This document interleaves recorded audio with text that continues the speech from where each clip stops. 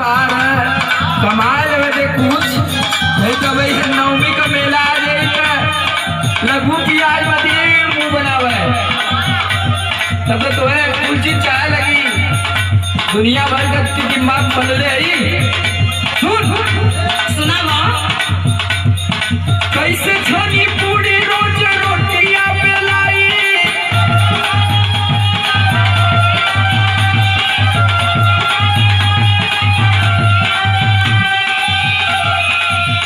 और कैसे छोनी पूरी रोज रोटियां बेलाई धोना बेला नहीं लाई धोना बेला नहीं लाई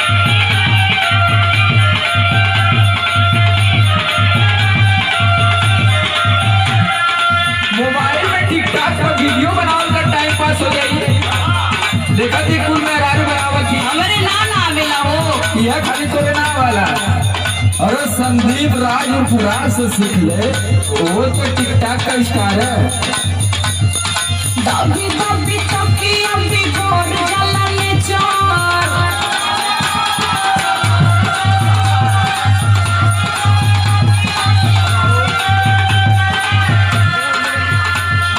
दबी दबी तकी अभी गोर जलने चार तू धरा बेला करे सर तू धरा बेला करे सर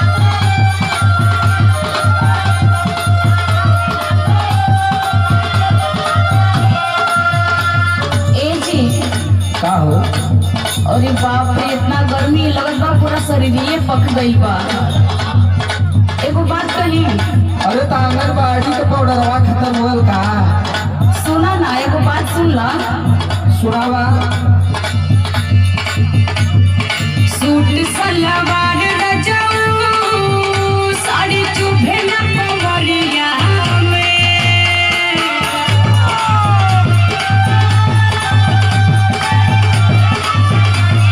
सुना तानी ना हाँ सुना सुना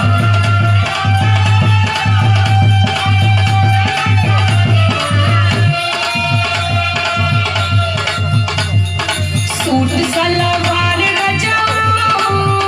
साड़ी चुभे न पवरिया में लीला में कसी मजा भी गरमिया में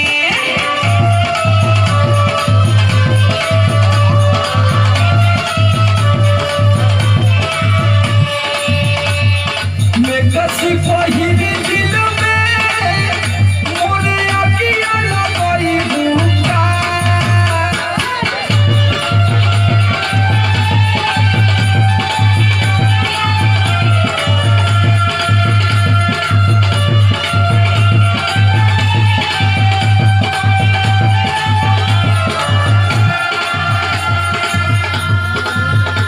और मैं कसी पहिरी दिल में मोरे अकिया लगाई भूखा ये कोले क्या मुंड बड़बड़ाई भूखा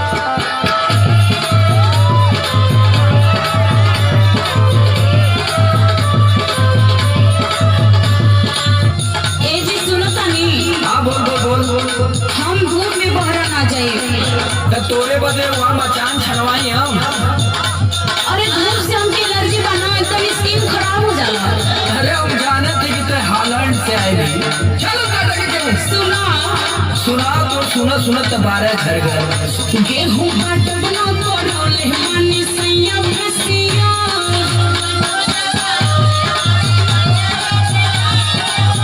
तो काहे कौनो ब्यूटी पार्लर खोल लेती है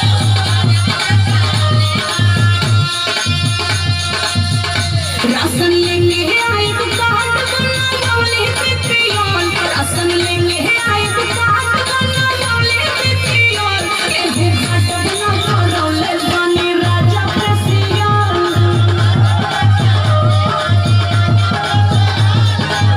यही से ना दिक्कत बा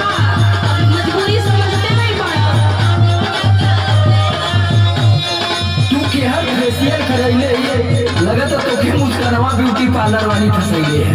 वो लूटत है अरे वो दिखेला थोड़ा ना निखार आवेला ना बस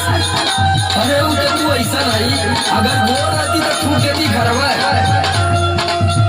गाँव के एक भी आदमी कह दे कि तोरे चेहरा पे फेशियल का असर है। अरे 3-4 दिन बाद ना असर होला, अभी तो कल ये करा के सुनावा।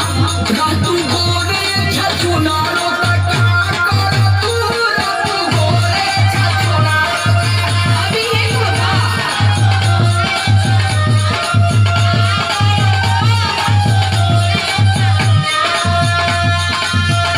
पोती पाउडर जब ना खाना हजार कर तू पोती पाउडर जब ना खाना हजार कर तू रातू गोरे छछुनारो तक कर तू रातू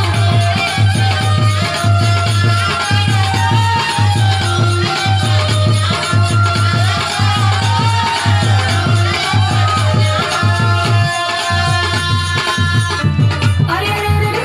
सुना कहाँ सेंट होटवा के अरे आज लखरा पोखरा का मेला है पगली। मेला जात हुआ तो पहले ना बता के। तोके कुछ बता के करी सुना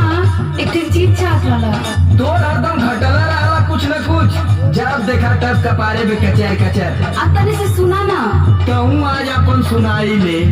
वही मेलवा में से ना गुरैया जलेबी लेते आया। अरे गुरैया जिलेबी लेबी न देवी गुरैया जिलेबी। अभी ये कुल करबा हम जाना रहनी, लेकिन तब वो मन कैलो कर देनी। सुना सुनावा गुरही जलेबी अभी चाय पिया मेलावा में। ऐसा था कि एक याद से संदीप राज से मंगवा ले कि कन हमारे टाइम ना ले आई हगोरो में छनात होई तेलावा में। ले आई हगोरो में छनात होई तेलावा में। गुरही जलेबी अभी चाय पिया मेलावा में।